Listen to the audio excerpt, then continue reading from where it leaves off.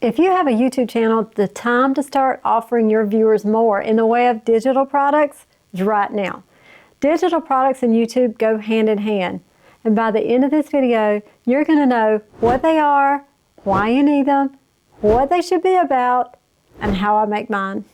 Hey everybody, I'm Dee Dee. And when I first started this channel, I knew from the very beginning that I wanted to build a real community that offered real interaction and support.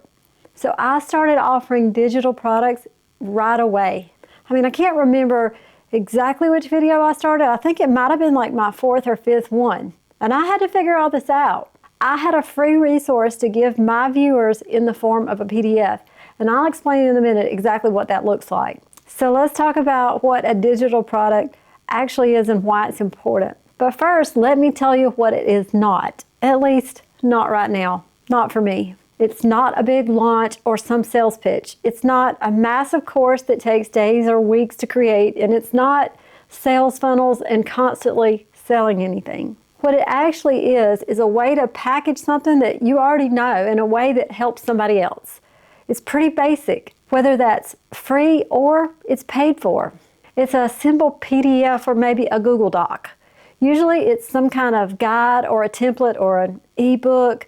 It doesn't have to be fancy. It's just a way to deliver more information to your viewer. It's like a continuation of the conversation that you're already having on YouTube. And the reason for me this is important because I have so much information in my head that I could never in a million years get it all out there on a YouTube video or 10 or 20 or how many ever. It's just too much. And sometimes your viewer just needs a little bit more. They need a little more help. They need more information. Maybe they just need a few more steps, a little more detailed in the steps to get something done. Something tangible that they can reference. It's like a roadmap of sorts. Just basically another resource. It's also a way to keep in touch with your viewers through email. So I want to tell you a little story here. So yes, I watch other YouTube channels.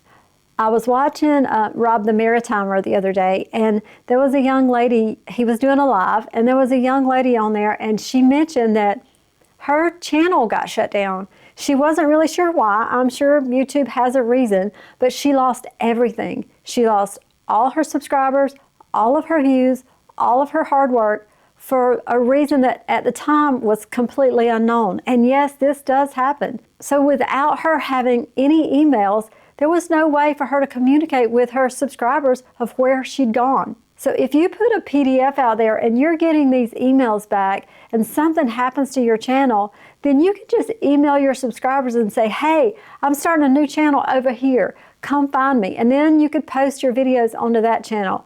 But it's kind of scary to think that you could lose your video. I mean, this platform is not ours. At any time, it could be gone. But if you've got your email list, then at least you have a jump start if you have to move somewhere else. Emails are also a way to build relationships. And when you do have some kind of paid offer, you can send this in the form of an email. You know, I hear a lot of people say, well, I'm just gonna wait till I get bigger before I create something. And here's what happens.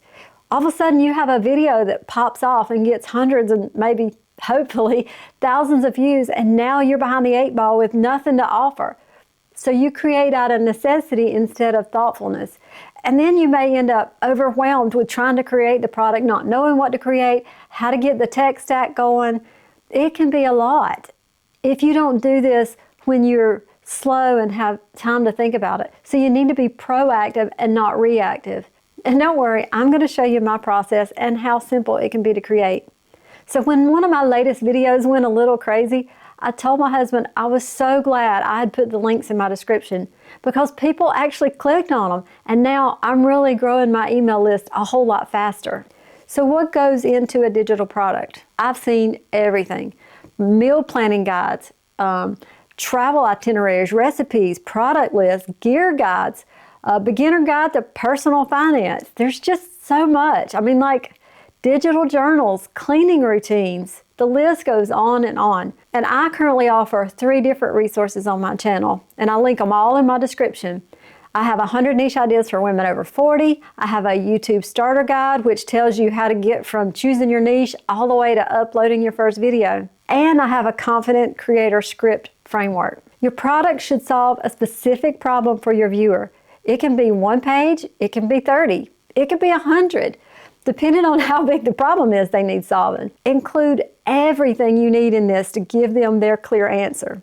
Over-deliver here. Give them more than they ask for. They'll thank you for it. And here's how I create mine. I first decide on what I want to create, and then I go to ChatGPT or Claude AI, but I really like Claude better because he talks more like a real person.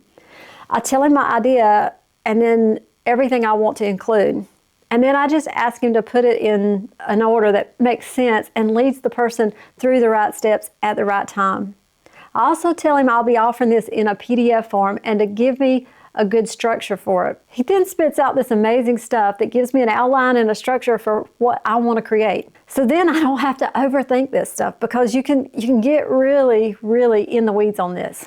And I have to make sure this is something I would say, and then it has every single step in it that helps my viewers. I then go to Canva, and I have the paid version of Canva. I click on the Create button at the top, I go over to Templates, and I start browsing for templates, one that might fit the look and the feel of what I'm trying to do. And since what I offer, typically they're pretty long, I have to make sure there are multiple pages here.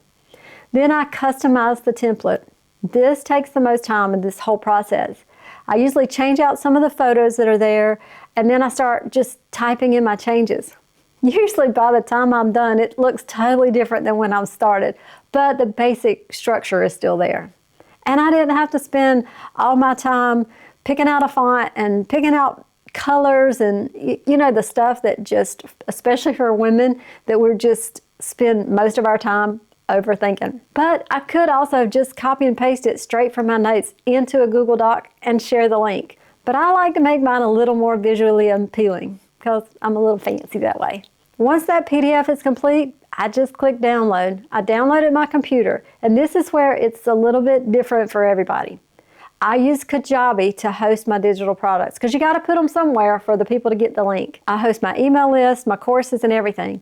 And I started with Kajabi so I wouldn't have to upgrade and migrate later, but it's a little pricey. But there are many places where you can host it, like Standstore, Mighty Networks, Gumroad, but I'm not really familiar with any of those. Just take your time and find a platform that works for you. I'm sure there's plenty of free platforms out there that'll help you with this process. But I just go to Kajabi and create a very simple landing page and an email sequence. It's basically, hello, here's your product, and a thank you or welcome email, and then they get the product download. It gives me a link. I put that link in my video description, and then I mention it in my video. And then when somebody clicks on it, they're taken straight to my landing page to grab the thing.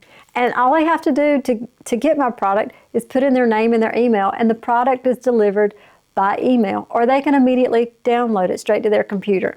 And now my viewer have the thing that helped them move forward, and I'm building my email list. If you're ready for a little more guidance on this, you can join my school community below. It's where I'll be sharing deeper support and some practical help. I'm just starting, but I'll be adding tech tutorials and live calls soon. And you can be one of my founding members. The link's in the description. So when you're thinking about digital products, don't think about them as something big or complicated or way off in the future. Think of it as an extension of the conversation you're already having. You already have the knowledge, experience, and perspective that can help somebody else take their next step. A digital product just gives that help a place to live. You know, something people can come back to when they need it. And the truth is, you don't have to have everything figured out before you start. I had a person actually today email me and say, oops, Dee Dee, I think this was an error. My email was blank that I had sent to them. I mean, I'm still learning this stuff too. So I figured it out and I fixed it. You just have to be willing to share what you know right now in a way that feels right to you. That's how this whole thing grows. One clear step at a time, one helpful resource at a time, one person at a time. And when you're ready, you can make this a paid offer. And if you're on YouTube to make money, not just to do this as a hobby, watch this video next where I show you how to make money without having 1,000 subscribers. I hope this video helped, and if you have any questions at all, feel free to leave me a comment. And I'll see you on the next one. Bye!